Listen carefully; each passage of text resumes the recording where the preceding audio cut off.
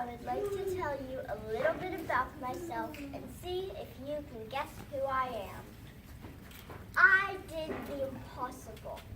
I broke through the glass ceiling to make my dreams come true. In my time, only men were allowed to attend art school, but I, however, was not a man. I was a young lady brought up in a rich family in France where I had an excellent education and I was tutored in the arts.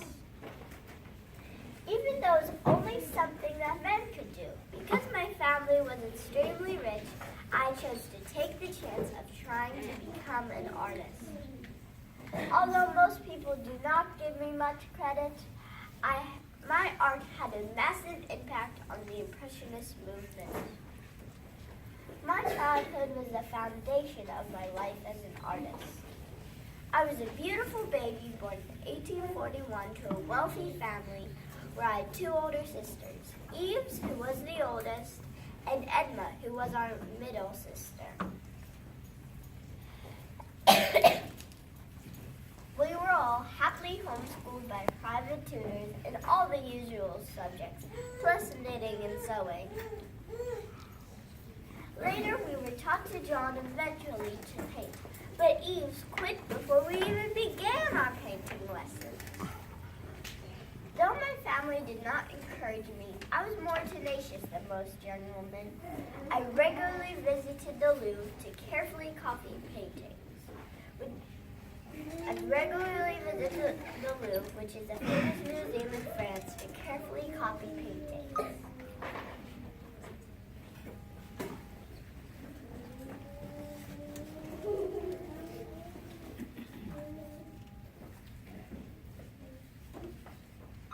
My sister Edma and I, chaperoned by our mother, also met artists like Edward Manet and learned new ways to paint.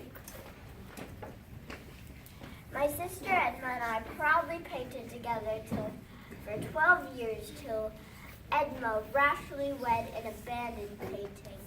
This anguished me. I hardly drank, I hardly ate, I hardly slept.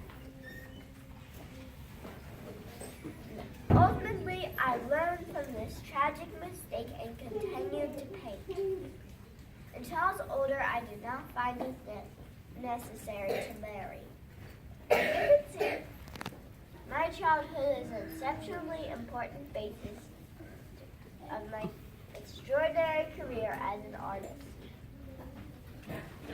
Because women were forbidden to attend art school, there are very few women artists. It was a man's world. I've been asked by other Impressionist artists to join them in order to create their own exhibit. Immediately I said yes. Their art, like mine, had been refused by the Salon, which is a famous exhibit for French art. Our first display was April 15, 1874.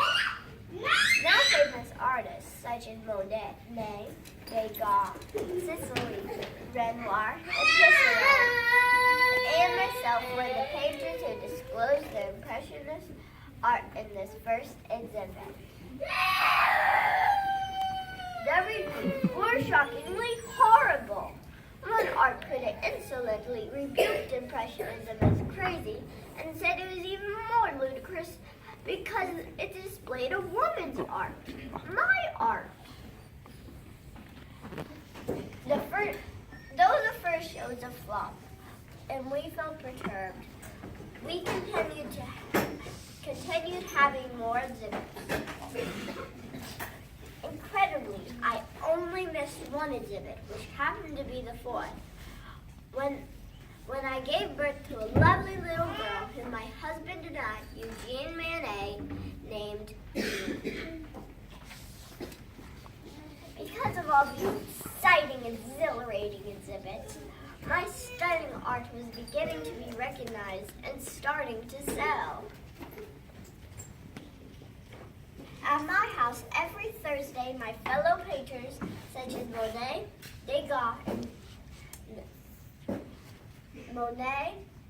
Degas and Renoir, met to discuss our works and how to improve them.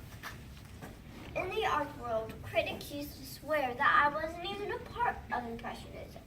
Some even claimed that I was only my husband's brother, Edward Manet's model.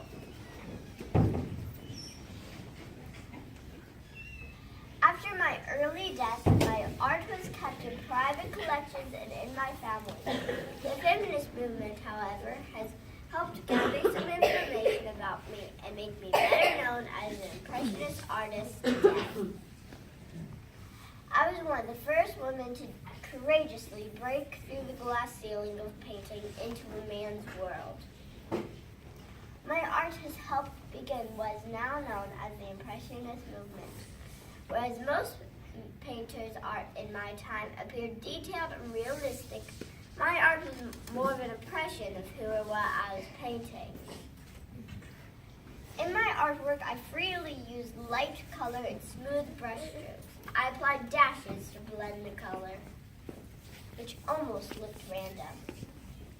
My paintings generally illuminated a serene emerald glow. My subjects were